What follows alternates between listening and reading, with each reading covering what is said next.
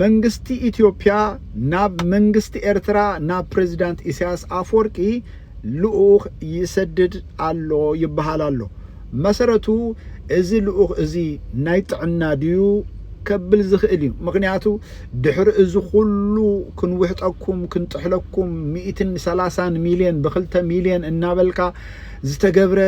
ፈኸራን ዳንኬራን ዋይላን ድሕሪ እዚ ኩሉ ብትግርኛ ናይ ምፍርራሕ ቃለ ምሕትት ንምንታይ ኮን ኸውን ነዚ ከምዚ ዝገበረ ባይ ዘ ወይ ቀድሚ ሕጂ ኣብ ፓርላማ ብዝተፈላለየ ናይ ብልጽግና ውድብ ኣኼባ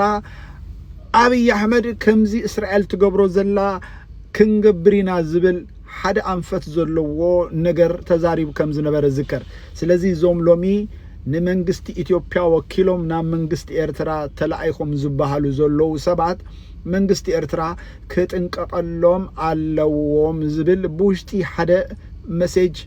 ሰዲድ ለይሰብ ስለዚህ ናይ በሐቂ ምናልባቱን እዞም ሰባት እዚአቶም ንመንግስቲ ኢትዮጵያ ወኪሎም ምስ ፕሬዝዳንት ኢሳያስ ናብ ኤርትራ ከይዶም ዝዛረርቡ እንተዳ ኮይኑ ምናልባት በቲ ዘሎ ቴክኖሎጂ ኢሳያስ አበይ ቦታ ከም ዝርከብን